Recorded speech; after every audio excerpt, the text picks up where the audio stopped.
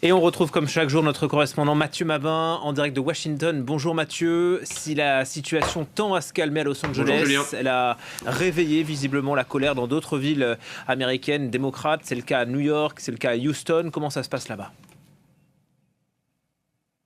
Alors oui, effectivement, aux États-Unis, les mouvements de contestation ont une caractéristique quand même, quel qu'il soit, c'est d'une part de toujours apparaître de manière plutôt inattendue et localisé, même si c'est systématiquement dans une grande agglomération que cela se dévoile. Et enfin, il y a un mécanisme bien connu désormais de propagation, effectivement, de propagation lente aux autres villes. Une propagation lente, mais quasiment systématique, si on déroule le scénario des émeutes des dernières décennies. Et c'est concrètement ce qu'on est en train d'observer avec cette réaction populaire qui est partie de Los Angeles et qui lentement inspire, vous l'avez dit, des villes comme New York ou Houston, effectivement, mais aussi la côte ouest, avec San Francisco ou encore Santa Ana, et sur la côte est, Boston, Philadelphie et même Washington DC, où je me trouve. Alors, attention, ce genre de mobilisation vient quand même presque systématiquement accompagné des revendications à caractère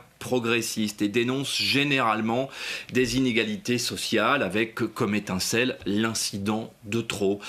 Et on ne peut pas s'empêcher de penser évidemment aux dernières grandes émeutes qui ont secoué l'Amérique et qui étaient parties de Minneapolis cette fois. Après la mort de George Floyd, évidemment, c'était en 2020. La propagation aux autres villes avait été alors relativement lente également. Et là aussi, bien sûr, les réseaux sociaux avaient joué un rôle absolument crucial dans la coordination des actions. Alors attention, la comparaison s'arrête là, puisque pour l'affaire George Floyd, la mobilisation était quand même largement stimulée par la résurgence du mouvement Black Lives Matter, évidemment. Mais concrètement, il est très difficile d'expliquer pourquoi l'Amérique démocrate réagit maintenant aux arrestations en vue d'expulsion, ces arrestations opérées par ICE, bien entendu, ce service fédéral chargé de la traque des migrants. Plusieurs épisodes tout à fait choquants avaient déjà eu lieu, et bien avant le 6 juin, date de l'embrasement de Los Angeles. Et puis, on est obligé de le constater également, strictement rien n'est fait pour apaiser la situation, c'est le moins qu'on puisse dire. Certainement aucune initiative émanant de la Maison-Blanche, et je dirais même au contraire, puisque les dernières déclarations de Donald Trump jettent clairement de l'huile sur le feu. Mais je dirais que la réaction des autorités de l'État de Californie à travers la maire de Los Angeles, par exemple, ou encore Gavin Newsom, le gouverneur de l'État, ont l'air de confirmer une volonté de bras de fer, clairement, un bras de fer public qui donnera à tout ce beau monde une tribune nationale, dans le fond. Et cela dépasse clairement le cadre strict de ce concept de ville sanctuaire dont on parle beaucoup en ce moment. En clair, personne ne peut vraiment l'affirmer, mais la probabilité pour que les choses continuent à se dégrader et que cette réaction californienne se transforme en un mouvement national, cette probabilité est assez forte aujourd'hui. D'un point de vue plus politique, Mathieu, est-ce que les démocrates, ou du moins les opposants à Trump, ont trouvé là leur premier sujet fédérateur pour s'opposer au président et à l'administration américaine ? Alors, le premier, je ne sais pas, mais en tout cas le plus fort, oui, c'est à peu près certain, depuis l'entrée de Donald Trump à la Maison-Blanche le 20 janvier dernier.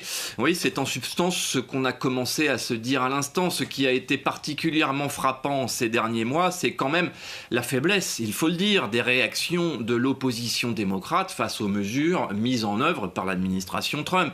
Dans le domaine de la chasse à l'immigration, évidemment, mais bien entendu aussi dans le domaine économique. Bien entendu, qui s'est traduit par une succession de violations de droits fondamentaux, mais également dans le domaine du droit du travail, de la solidarité, etc.